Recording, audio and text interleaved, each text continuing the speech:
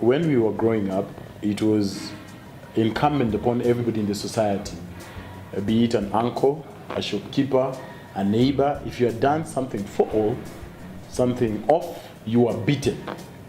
You know, in fact, they would actually pull you by the ear all the way to your mother's doorstep, who would then, on the spot, tap you a good one. Mm-hmm. Not so in this society. People are very hands-off. People are negotiating with their kids, you know. So we have very many indisciplined kids. We have many indisciplined kids, hence the beautiful conversation we're having about indisciplined children. So what I'm trying to find out is that I don't know where the rain started beating this generation, especially people our age who have young children. And I've gone to enough of my friends' houses, I will not mention which ones, who are really big on negotiating with the kids. So the kid is told to stand at a corner. See, these are called what corners? Just go to the corner. At you go to the corner, the naughty corner. Naughty corner. Yeah, the naughty corner. At you to think about what you've done, while they've asked a very intrusive question to a guest. Checky, auntie, is that a weave? You don't look good in weaves. That is a child who should be beaten, not to be negotiated. So what's happening, man? It's a problem currently in society. And I think one of the things that I think is we've become lazy. The indisciplined parents have led to the indisciplined kids. Because it's actually work.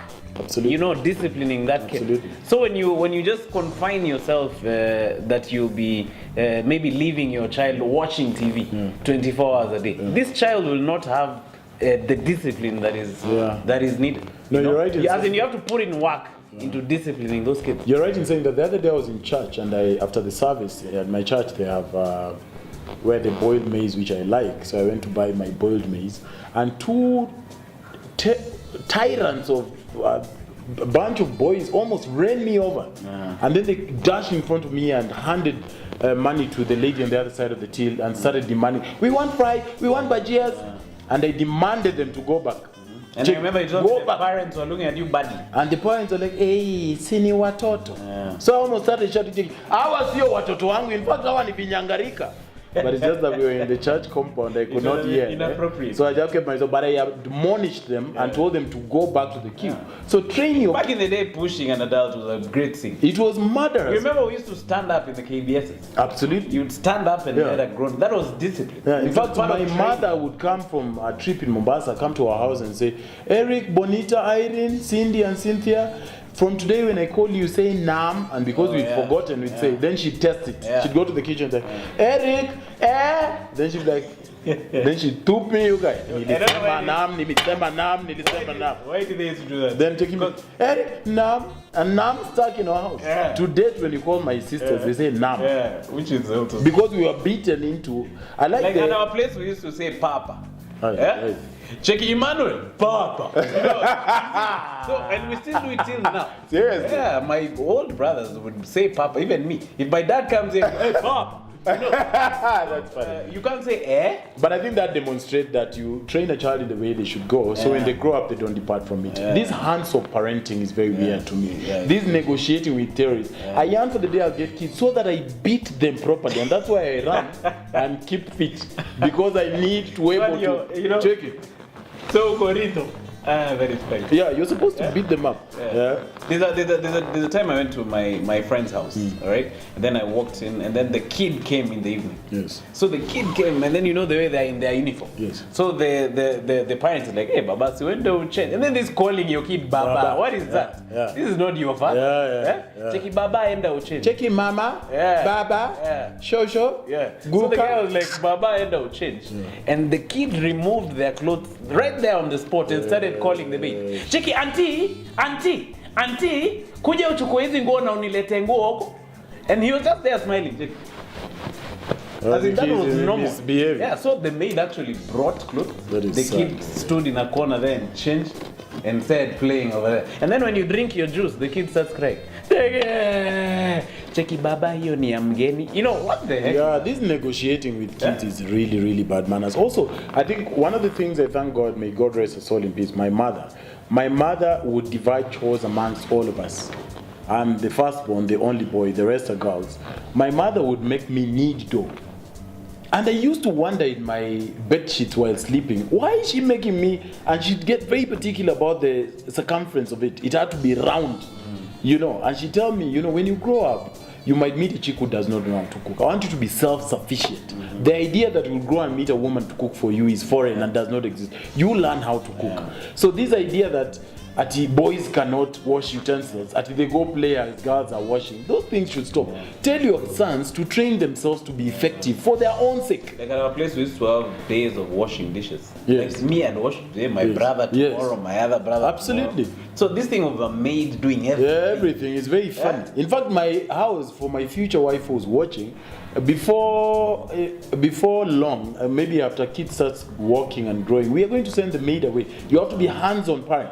You know, you have to be hands-on. But the idea of you're spending presence on your children and not your time is very foreign. Most of these parents have delegated parenting to kids. In fact, there's a clip that I was doing around, I don't know if you saw it. They put up a house help and the mother in different rooms. And then they asked the son and the daughter about what they like. So they'd ask, Tom, what's your favorite color? Tom would say pink. When they asked the mother says green. When they asked the maid says pink. Who's your best friend in school? Tom says Mary. When they ask the mom says, Jennifer? The maid says Mary. So they don't know their kids. You know, so be hands-on. And I know there's a whole conversation about how everybody goes out to look for money. But what is more important than your child? To be very honest, my mother was a career woman. She worked for the entire 32 years of, you know, my being alive. She was always going to the office and working. But she actually made time for us. And made time to mold him. To mold us. Into something. And she was a single mother. Not just time, but time to mold him. Yeah, and she was a single mother. To date, if a woman says, Eriq, I start panicking, not out of fear, but out of respect. My mother would tell me, every time a woman walks out of into the room, stand up and greet them. Don't be in the couch chilling. You would earn a serious beating. So this generation is lost. You remember visitors would walk in and you just walk to the kitchen. Like that was default. Yes. Yes.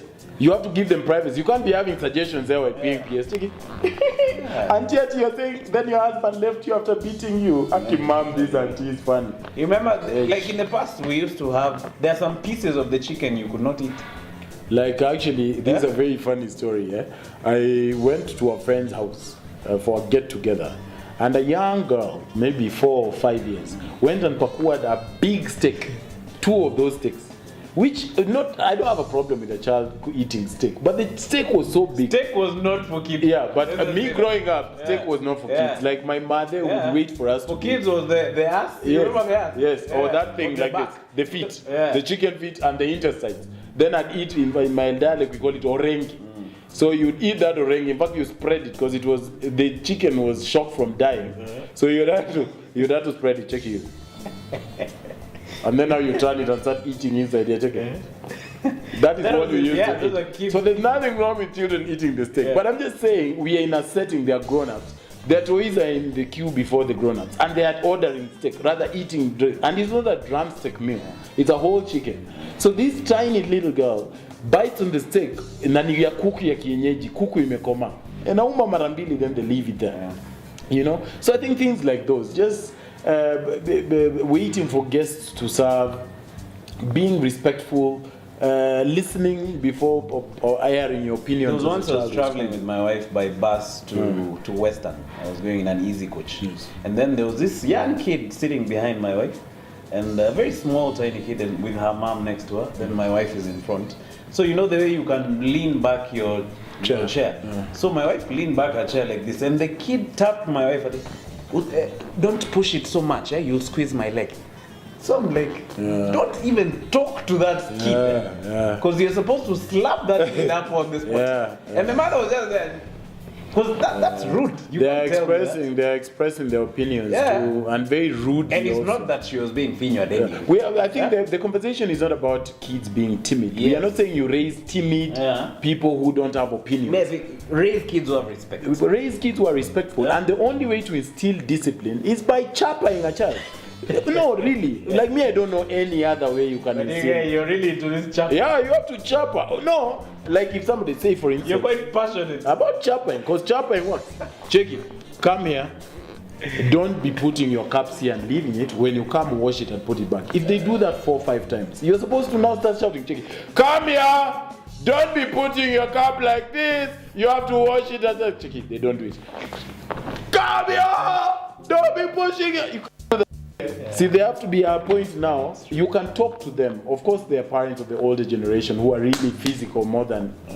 Because kids are not also robots to be beaten. But you have to create a decent balance. Maybe they should be sharp until maybe 12. And then from the, as in you invest in the molding till 12. No, I'm not even saying. No, I'm not saying you stop guiding. Yeah. But after maybe like 13 and upwards, chapping, you know, it becomes so that people don't misconstrue what I'm saying. I'm not saying that the only language should be the cane, but I'm saying the cane is very important. Yeah. There's like it's key. There is conversation. Like I can talk to you and say, I don't like it when you do this, sonny boy. Do this, and this is your place. This is your home. But this house we should abide by a particular rules. My friend's sister once sent her, I think 6-year-old packing because she had told her, in this house you have to do A, B, C, D, Z, and this child was not listening. So my friend's sister said, look, because you're disrespectful, this is what you're going to do. In the society as you grow older, when you're disrespectful to the law, you're taken to prison. So what you're going to do, you pack your clothes, because you can't live in the confines of this house, because you lack discipline, so you go live outside. How old was that kid? 6 years. So the toy thought that now yes. You went. Yes. So the toy thought she was joking, and she packed the little bag and she went outside. And then the toy came back and said, "Mommy, I am hungry." People who don't obey the law do not eat. So you see, it was a serious lesson. Like you don't live here anymore. Yeah, exactly. There's a friend of mine who had this son of his who would consistently steal cookies. So he'd tell him, you know, if you need anything in this house, this is your house. You just need to ask me or auntie or your mom, and then we'll give it to you. And through the CCTV that the boy didn't know exists, the boy would climb up a chair, get cookies, take with milk. Then the dad asks again, did you take cookies? Like, no, daddy, I didn't take cookies. Maybe it's auntie.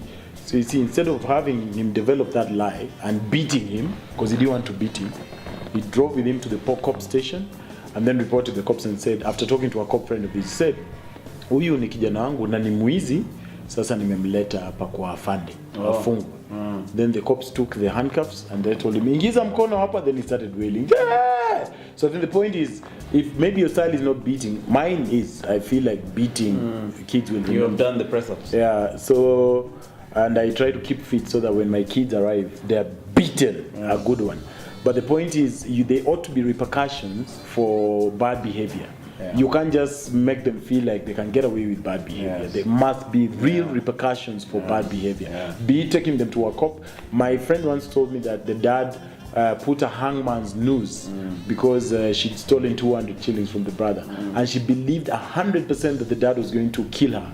So from that day, she's never stolen. So it can be this or that. Well, later on she got a beating, but you know, it can be something as drastic as sending your 6-year-old out, pretending to be kicking them out. Our neighbor used to remove the doors from her teenagers' rooms. Oh yeah? Yeah, just to keep them. I don't know what they did, but she... Oh, so she wanted to access them so they don't have privacy. So they don't lock their room and do funny things. Okay, I don't know the story behind it, but it seemed effective. But I think the bottom line is you want to raise kids who are good for your home and for the society. And charity, as they say, begins at home. Yeah. If they become ungovernable in your space, then they're going to be ungovernable Mungiki sect leaders. Globally. Also Osama bin Laden in the world. So I ascribe to punishing bad behavior. If you can say, hizi lazima wapigwe, then start with your kid. Akiiba shilingi 20, mchape kwa nyumba. Don't negotiate. It's called sport discipline. Chapa watoto. Watoto wachapwe.